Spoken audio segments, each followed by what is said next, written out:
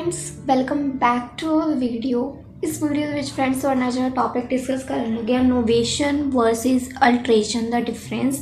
Exam ਦੇ ਵਿੱਚ ਹੀ 2020 ਦੇ 5 ਮਾਰਕਸ ਦੇ ਵਿੱਚ ਪੁੱਛਿਆ ਗਿਆ ਔਰ ਇਹ ਕੁਐਸਚਨ ਕਾਫੀ ਈਜ਼ੀ ਥੋੜਾ ਜਿਹਾ ਕਨਫਿਊਜ਼ਿੰਗ ਸੋ ਜੋ ਕਿ ਤੁਹਾਨੂੰ ਆਪਾਂ ਈਜ਼ੀ ਲੈਂਗੁਏਜ ਦੇ ਵਿੱਚ ਵਿਦ ਰਿਟਨ ਨੋਟਸ ਪ੍ਰੋਵਾਈਡ ਕਰਨ ਵਾਲੇ ਆ। ਸੋ ਧਿਆਨ ਨਾਲ ਪਹਿਲੇ ਇਹਦਾ ਛੋਟਾ ਜਿਹਾ ਇੱਕ ਡਿਫਰੈਂਸ ਤੁਹਾਨੂੰ ਐਕਸਪਲੇਨ ਕਰਨ ਦੀ ਟਰਾਈ ਕਰਨ ਲੱਗੀ ਆ। ਉਹ ਦੇਖੋ ਸਮਝ ਆ ਜਾਂਦਾ ਹੈ, ਉਸ ਤੋਂ ਬਾਅਦ ਨੋਟਸ ਦੀ ਤਰਫ ਚੱਲਦੇ ਆ। ठीक है जी। नोवेशन की हुंदा है? नोवेशन मीनस एक तुहाडा ओल्ड कॉन्ट्रैक्ट है कोई किसी परसन दे नाल, ठीक है, उन्होंने तुसी एज अ न्यू कॉन्ट्रैक्ट दे विच कन्वर्ट कर रहे हो, ठीक है। नोवेशन की हुंदा है तुहाडा एक ओल्ड कॉन्ट्रैक्ट है या ओल्ड कुछ भी तुहाडी एग्रीमेंट हुई है उन्होंने तुसी एक न्यू दे विच कन्वर्ट कर रहे हो। और अल्टरेशन की हुंदा है तुहाडा एक ओल्ड कॉन्ट्रैक्ट तां हैगा वा, ठीक है, ओल्ड दे विच कुछ तुहाडियां ओहदियां टर्म्स कंडीशनस भी होणगियां और ਉਹਦੇ ਵਿੱਚ ਸਿਰਫ ਤੁਸੀਂ ਉਹਦੀਆਂ ਟਰਮਸ ਐਂਡ ਕੰਡੀਸ਼ਨਸ ਨੂੰ ਚੇਂਜ ਕਰ ਸਕਦੇ ਹੋ, ਕੰਟਰੈਕਟ ਨੂੰ ਨਵੇਂ 'ਚ ਸ਼ਿਫਟ ਨਹੀਂ ਕਰ ਸਕਦੇ, ਠੀਕ ਹੈ ਜੀ। ਮੇਜਰ ਥੋੜਾ ਜਿਹਾ ਡਿਫਰੈਂਸ ਤੁਹਾਨੂੰ ਕਲੀਅਰ ਹੋ ਗਿਆ ਹੋਏਗਾ ਦੋਨਾਂ ਦੇ ਵਿੱਚ। ਨੋਵੇਸ਼ਨ ओल्ड ਕੰਟਰੈਕਟ ਹੈ, ਉਹਨੂੰ ਐਜ਼ ਇਟ ਇਜ਼ ਨਿਊ ਲਿਆ ਸਕਦੇ ਹੋ, ਬਟ ਅਲਟਰੇਸ਼ਨ 'ਚ ਕੀ ਹੁੰਦਾ ਹੈ, ਕੋਈ ओल्ड ਕੰਟਰੈਕਟ ਹੈ ਜਿਹਦੇ ਵਿੱਚ ਤੁਹਾਡੇ ਟਰਮਸ ਐਂਡ ਕੰਡੀਸ਼ਨਸ ਹੋਣਗੇ, ਉਹ ਸਿਰਫ ਟਰਮਸ ਐਂਡ ਕੰਡੀਸ਼ਨਸ ਅਲਟਰ ਹੋਣਗੇ, ਮਤਲਬ ਚੇਂਜ ਹੋਣਗੇ, ਕੰਟਰੈਕਟ ਨਵਾਂ ਸ਼ਿਫਟ ਨਹੀਂ ਹੋਏਗਾ। ਛੋਟਾ ਜਿਹਾ ਬੇਸਿਕ ਡਿਫਰੈਂਸ ਇੱਥੋਂ ਦੱਸਿਆ ਤੁਹਾਨੂੰ। ਬਾਕੀ ਚੱਲਦੇ ਹਾਂ ਨੋਟਸ ਦੀ ਤਰਫ।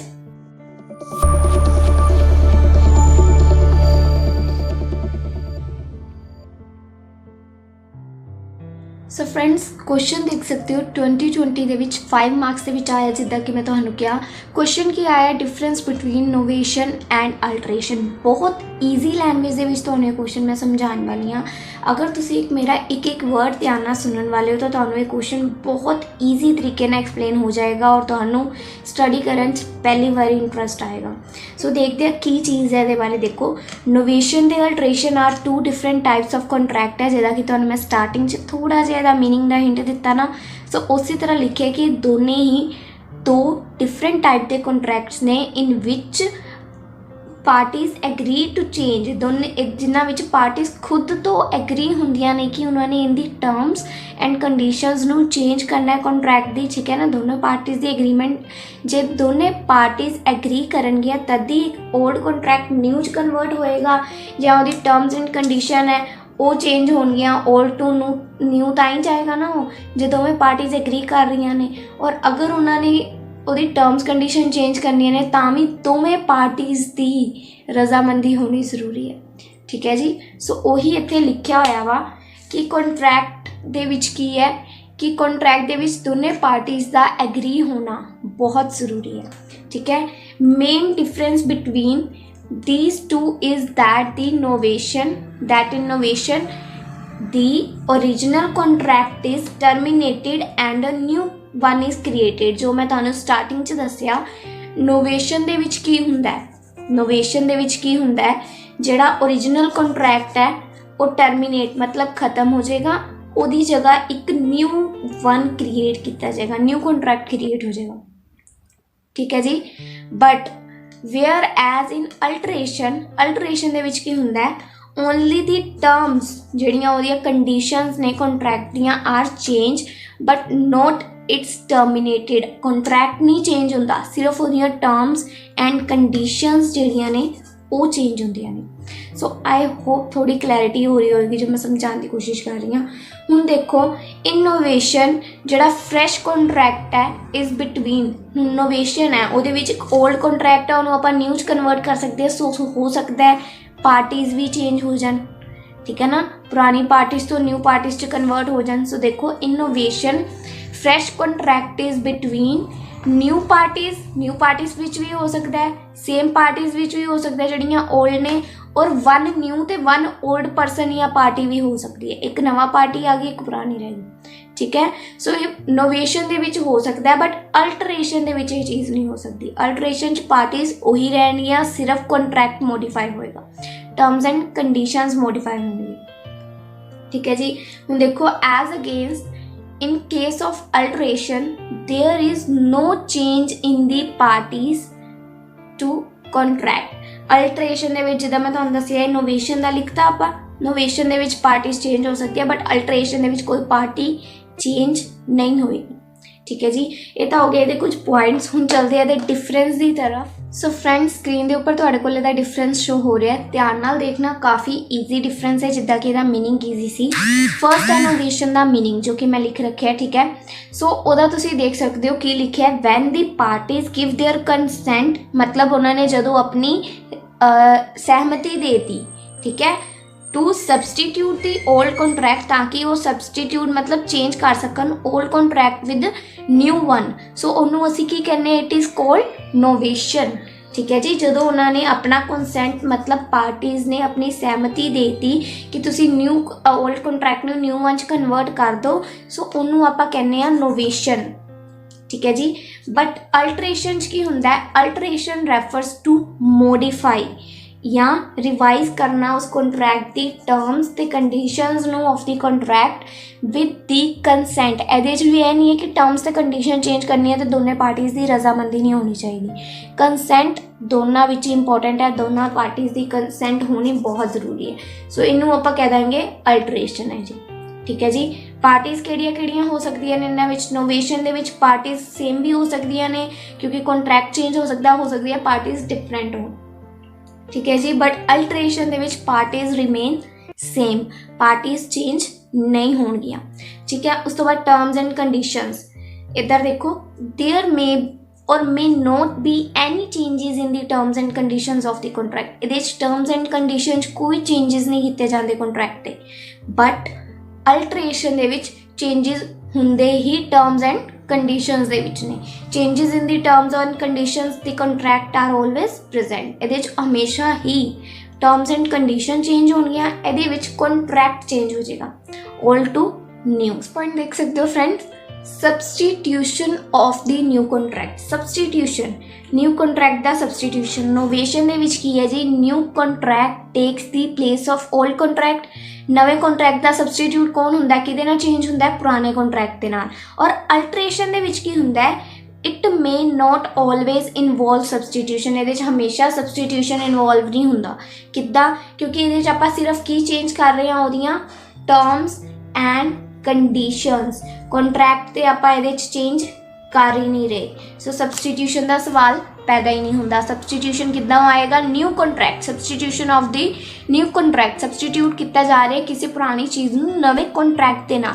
ਸੋ ਇਹ ਤਾਂ ਨੋਵੇਸ਼ਨ 'ਚ ਹੀ ਹੁੰਦਾ, ਅਲਟਰੇਸ਼ਨ 'ਚ ਤਾਂ ਹੁੰਦਾ ਨਹੀਂ। ਹੁਣ ਇਹਨਾਂ ਦੋਨਾਂ ਦੀਆਂ ਹੀ ਫਰੈਂਡਸ ਐਗਜ਼ਾਮਪਲਸ ਦੇ ਨਾਲ ਤੁਹਾਨੂੰ ਸਮਝਾਉਂਦੇ ਹਾਂ ਕਿ ਕੀ ਚੀਜ਼ ਹੈ। ਸਭ ਤੋਂ ਪਹਿਲੇ ਨੋਵੇਸ਼ਨ ਦੀ ਐਗਜ਼ਾਮਪਲ ਤੁਹਾਨੂੰ ਸਮਝਾਉਣ ਦੀ ਕੋਸ਼ਿਸ਼ ਕਰ ਰਹੀ ਹਾਂ। ਸਿੰਪਲ ਵਰਡਿੰਗਸ ਦੇ ਵਿੱਚ ਧਿਆਨ ਨਾਲ ਸੁਣਨਾ। ਇੱਕ ਪਰਸਨ ਹੈ ਅਮਿਤ, ਇੱਕ ਪਰਸਨ ਹੈ ਅਮਿਤ। ਅਮਿਤ ਨੇ 20,000 ਰੁਪੀਜ਼ ਦਿੱਤੇ ਵਿਜੇ ਨੂੰ। ਉਹਨੂੰ ਕਿਹਾ ਕਿ ਤੂੰ ਮੇਰੇ ਘਰੇ ਹੋਮ ਥੀਏਟਰ ਦੀ ਜੀ ਡਿਲੀਵਰੀ ਕਰਨੀ ਹੈ। ਅਮਿਤ ਨੇ 20,000 ਰੁਪਏ ਦਿੱਤੇ ਵਿਜੇ ਨੂੰ। ਉਹਨੂੰ ਕਿਹਾ ਤੂੰ ਮੇਰੇ ਘਰੇ ਹੋਮ ਥੀਏਟਰ ਦੀ ਡਿਲੀਵਰੀ ਕਰਨੀ ਹੈ। ਔਰ ਵਿਜੇ ਨੇ ਉਸ ਚੀਜ਼ ਦੇ ਲਈ ਅੱਗੇ ਸਿਸਟਮ ਦੇ ਲਈ ਆਰਡਰ ਪਾਤਾ, ਕਿਉਂਕਿ ਉਹਨੇ ਕਿਹਾ ਸੀ ਅਮਿਤ ਨੇ ਕਿ ਉਹਨੂੰ ਆਰਡਰ ਚਾਹੀਦਾ ਹੈ। ਠੀਕ ਹੈ, ਸੋ ਉਹਨੇ ਅੱਗੇ ਆਰਡਰ ਪਾਤਾ ਕਿ ਪਰਸਨ ਨੂੰ ਚਾਹੀਦਾ ਸਮਾਨ, ਸੋ ਤੁਸੀਂ ਆਰਡਰ ਨੋਟ ਡਾਊਨ ਕਰ ਲਓ। ਸੋ ਇਹ ਸਿਸਟਮ ਤਾਂ ਉਹਨੇ ਆਰਡਰ ਪਾਤਾ ਵਿਜੇ ਨੇ, ਬਟ ਇਹ ਪੈਸੇ ਕੀ ਅਮਿਤ ਦੇ ਖੁਦ ਦੇ ਸੀਗੇ ਜਿਹੜੇ ਉਹਨੇ ਵਿਜੇ ਨੂੰ ਦਿੱਤੇ? ਨਹੀਂ, ਅਮਿਤ ਨੇ ਇਹ ਪੈਸੇ ਆਪਣੇ ਫਰੈਂਡ ਤੋਂ ਲਿੱਤੇ ਸੀ ਉਧਾਰੇ। ਅਮਿਤ ਓਡ 20,000 ਫਰੋਮ ਹਿਸ ਫਰੈਂਡ। ਉਹਨੇ ਉਹਦੇ ਫਰੈਂਡ ਕੋਲੋਂ ਲਿੱਤੇ ਸੀ ਔਰ ਹੁਣ ਉਹਦਾ ਫਰੈਂਡ ਉਹ ਪੈਸੇ ਵਾਪਸ ਮੰਗ ਰਿਹਾ ਸੀ। ਸੋ ਅਗਰ ਦੇਖਿਆ ਜਾਏ ਤਾਂ ਅਮਿਤ ਨੇ ਇਹ ਪੈਸੇ ਉਹਨੂੰ ਰਿਟਰਨ ਕਰਨੇ ਸੀ, ਇੱਧਰੋਂ ਵਿਜੇ ਨੇ ਸਿਸਟਮ ਡਿਲੀਵਰ ਕਰਨਾ ਸੀ।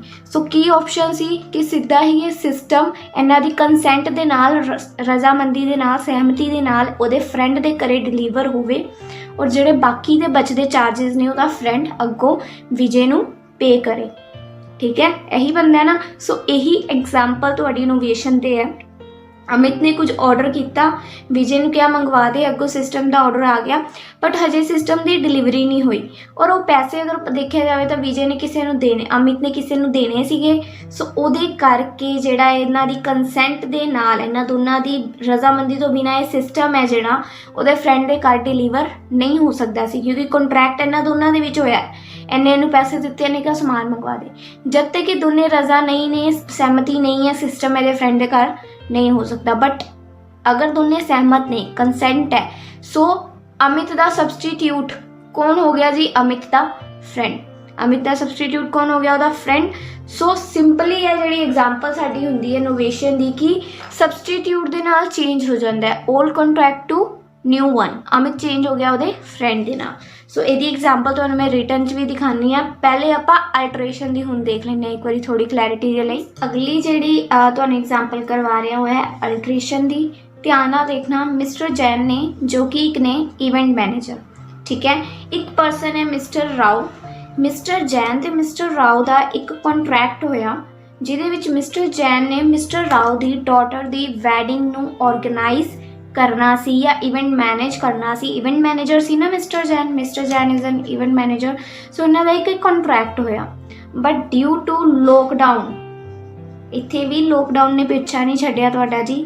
ਲੋਕਡਾਊਨ ਲੱਗ ਗਿਆ ਜਦੋਂ ਮਿਸਟਰ ਰਾਓ ਦੀ ਡਾਟਰ ਦਾ ਵੈਡਿੰਗ ਸੀ, ਜਿੱਦਾਂ ਕਿ 20 ਨਵੰਬਰ ਲਗਾ ਲਓ। ਉਸ ਤੋਂ ਕੁਝ ਕੁ ਦਿਨ ਪਹਿਲਾਂ ਜੀ ਲੋਕਡਾਊਨ ਲੱਗ ਗਿਆ, ਕੁਝ ਕੁ ਦਿਨ ਪਹਿਲਾਂ। ਸੋ ਇਹਨਾਂ ਦੋਨਾਂ ਦੀ ਆਪਸੀ ਕੰਸੈਂਟ ਜਾਂ ਸਹਿਮਤੀ ਦੇ ਨਾਲ ਇਹਨਾਂ ਨੇ ਕੰਟਰੈਕਟ ਨੂੰ ख़त्म ਨਾ ਕਰਦੇ ਹੋਏ ਚੇਂਜ ਕਰ ਦਿੱਤਾ ਆਫਟਰ, ਜਦ ਵੀ ਇਹ ਜਿਹੜਾ ਲੋਕਡਾਊਨ ਪੀਰੀਅਡ ਹੈ ख़त्म ਹੋਏਗਾ ਉਸ ਤੋਂ ਬਾਅਦ ਜਦ ਵੀ at the end of the year ਜਦ ਵੀ ਵੈਡਿੰਗ ਹੋਏਗੀ ਤਦ ਇਹਨਾਂ ਦਾ ਇਹ ਇਵੈਂਟ ਇਹੀ ਆਰਗੇਨਾਈਜ਼ ਕਰਨਗੇ, ਠੀਕ ਹੈ। ਆਪਸੀ ਸਹਿਮਤੀ ਦੇ ਨਾਲ ਕੀ ਹੋਇਆ, ਕੰਟਰੈਕਟ ਹੋਇਆ ਸੀ ਇਹਨਾਂ ਦੋਨਾਂ ਦੇ ਵਿੱਚ, ਸਿਰਫ ਉਹਦੀਆਂ ਟਰਮਸ ਤੇ ਕੰਡੀਸ਼ਨ ਚੇਂਜ ਹੋਈਆਂ। ਕਿਤੇ ਵੈਡਿੰਗ 20 ਨਵੰਬਰ ਨੂੰ ਸੀ, ਹੋ ਸਕਦਾ ਮਾਰਚ ਤੱਕ ਸ਼ਿਫਟ ਹੋ ਜਾਵੇ। ਸਿਰਫ ਟਰਮਸ ਕੰਡੀਸ਼ਨਸ ਚੇਂਜ ਹੋਈਆਂ, ਬਟ ਕੰਟਰੈਕਟ ਇਹ ਨਹੀਂ ਹੈ ਕਿ ਪਾਰਟੀਜ਼ ਹੀ ਚੇਂਜ ਹੋ ਗਈਆਂ। ਪਾਰਟੀਜ਼ ਤੇ ਦੋ ਹੀ ਰਹੀਆਂ ਨਾ, ਮਿਸਟਰ ਜੈਨ ਤੇ mister Rao. Bus date of ਜਾਂ ਟਰਮਸ ਐਂਡ ਕੰਡੀਸ਼ਨ ਜਾਂ ਡੇਟ ਆਫ ਦੀ ਵੈਡਿੰਗ ਜੋ ਮਰਜ਼ੀ ਕਹਿ ਲਓ ਉਹ ਚੇਂਜ ਹੋ ਗਈ, ਠੀਕ ਹੈ ਜੀ। ਹੁਣ ਤੁਹਾਨੂੰ ਮੈਂ ਰਿਟਨ ਨੋਟਸ 'ਚ ਦਿਖਾਉਂਦੀ ਹਾਂ ਇਹਨਾਂ ਦੋਨਾਂ ਦਾ ਕੀ ਲਿਖਿਆ ਹੋਇਆ, ਸੋ ਦੈਟ ਤੁਹਾਨੂੰ ਕਲੈਰਿਟੀ ਹੋ ਸਕੇ ਹੋਰ ਜ਼ਿਆਦਾ। ਇੱਧਰਲੀ ਸਾਈਡ ਨੋਵੇਸ਼ਨ ਦੀ ਐਗਜ਼ਾਮਪਲ, ਅਲਟਰੇਸ਼ਨ ਦੀ ਐਗਜ਼ਾਮਪਲ। ਉੱਧਰਲੀ ਸਾਈਡ ਦੇਖੋ, ਅਮਿਤ ਨੇ ਪੇ ਕੀਤੇ ਸੀ 20,000 to Vijay as an advance ਕਿ ਉਹਦੇ ਘਰੇ ਡਿਲੀਵਰੀ ਕਰਦੇ ਹੋਮ ਥੀਏਟਰ ਸਿਸਟਮ ਦੀ। ਵਿਜੇ ਨੇ ਪਰ ਉਹ ਆਰਡਰ ਕਰਤਾ ਸਿਸਟਮ, ਪਰ ਅਮਿਤ ਨੇ ਕੀ ਉਹ ਪੈਸੇ ਖੁਦ ਦੇ ਸੀ? ਨਹੀਂ, ਅਮਿਤ ਨੇ ਉਹ ਪੈਸੇ ਉਧਾਰ ਲਏ ਸੀ ਉਹਦੇ ਦੋਸਤ ਕੋਲੋਂ। ਸੋ ਹੁਣ ਇਹਨਾਂ ਦੋਨੇ ਪਾਰਟੀਜ਼ ਨੇ ਐਗਰੀ ਕੀਤਾ ਕਿ ਸਿਸਟਮ ਜਿਹੜਾ ਹੈ ਡਿਲੀਵਰ ਕੀਤਾ ਜਾਏਗਾ ਅਮਿਤ ਦੇ ਦੋਸਤ ਦੇ ਘਰ, ਕਿਉਂਕਿ ਅਮਿਤ ਨੇ ਉਹਨੂੰ ਪੈਸੇ ਦੇਣੇ ਸੀਗੇ ਰਿਟਰਨ ਔਰ ਸਿਸਟਮ ਹਲੇ ਡਿਲੀਵਰ ਹੋਣਾ ਸੀ। ਸੋ ਸਿੱਧਾ ਹੀ ਉਹ ਅਮਿਤ ਦੇ ਫਰੈਂਡ ਦੇ ਘਰ ਡਿਲੀਵਰ ਹੋਏਗਾ ਔਰ ਬਾਕੀ ਦਾ ਰਿਮੇਨਿੰਗ ਅਮਾਊਂਟ ਵਿਜੇ ਨੂੰ ਉਹੀ ਪੇ ਕਰੇਗਾ। So therefore the existing contract will be substitute for a new one. ਜਿਹੜਾ ਐਗਜ਼ਿਸਟਿੰਗ ਉਹਨਾਂ ਦਾ ਕੰਟਰੈਕਟ ਸੀ, ਸਬਸਟੀਟਿਊਟ ਕਿਹਦੇ ਨਾਲ ਹੋਇਆ? ਇੱਕ ਨਿਊ ਵਨ ਕੰਟਰੈਕਟ ਦੇ ਨਾਲ। ਅਮਿਤ ਐਂਟਰ ਹੋ ਗਿਆ ਨਾ ਕੰਟਰੈਕਟ ਦੇ ਵਿੱਚ, ਠੀਕ ਹੈ। ਔਰ ਅਲਟਰੇਸ਼ਨ ਦੇ ਵਿੱਚ ਕੀ ਹੁੰਦਾ ਹੈ ਕਿ ਕੰਟਰੈਕਟ ਸਿਰਫ ਅਲਟਰ ਹੋਇਆ ਕੁਝ terms and condition. So mister Jain ਇੱਕ ਇਵੈਂਟ ਮੈਨੇਜਰ ਹੈ, ਮਿਸਟਰ ਰਾਓ ਦੇ ਨਾਲ ਇੱਕ ਕੰਟਰੈਕਟ ਦੇ ਵਿੱਚ ਉਹ ਐਂਟਰ ਹੋਏ for his daughter wedding on 10th April 2020 in Bangalore, but due to nationwide lockdown ਲੱਗਿਆ ਤਾਂ ਵੈਡਿੰਗ ਡੇਟਸ ਜਿਹੜੀਆਂ ਨੇ ਉਹ ਸ਼ਿਫਟ ਹੋ ਗਈਆਂ to November 2020 at Calcutta. So parties ਯਾਨੀ ਕਿ ਮਿਸਟਰ ਜੈਨ ਤੇ ਮਿਸਟਰ ਰਾਓ ਨੇ ਐਗਰੀ ਕੀਤਾ ਕਿ ਉਹ ਇਸ ਐਗਰੀ ਕੰਟਰੈਕਟ ਨੂੰ ਕੰਟੀਨਿਊ ਰੱਖਣਗੇ, ਠੀਕ ਹੈ। This would amount of the alteration. So ਉਹਨਾਂ ਨੇ ਇਹਨੂੰ ਕੰਟੀਨਿਊ ਰੱਖਿਆ, ਜਦ ਵੀ ਵੈਡਿੰਗ ਹੋਏਗੀ ਮਿਸਟਰ ਜੈਨ ਹੀ ਉਹ ਵਾਲੇ ਇਵੈਂਟ ਨੂੰ ਆਰਗੇਨਾਈਜ਼ ਕਰਨਗੇ। that this is enough of the topic।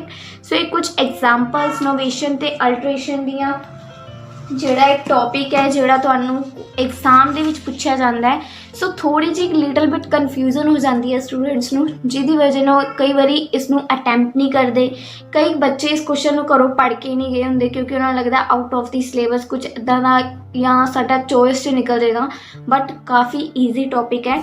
So skip ਕਰਨ ਦੀ ਗਲਤੀ ਤਾਂ ਨਾ ਕਰਨਾ, ਠੀਕ ਹੈ। ਸੋ ਇਹ ਤੁਹਾਡੇ ਐਗਜ਼ਾਮਸ 'ਚ ਆਇਆ ਹੋਇਆ ਕੁਐਸਚਨ। ਸੋ ਆਈ ਹੋਪ ਤੁਹਾਨੂੰ ਵੀਡੀਓ ਵਧੀਆ ਲੱਗੀ ਹੋਏਗੀ। ਮਿਲਦੇ ਆ ਤੁਹਾਨੂੰ ਆਪਣੀ ਅਗਲੀ ਵੀਡੀਓ ਦੇ ਵਿੱਚ 2020 ਦੇ ਹੀ 15 ਮਾਰਕਸ ਦੇ ਕਿਸੇ ਕੁਐਸਚਨ ਦੇ ਨਾਲ। So bye bye friends.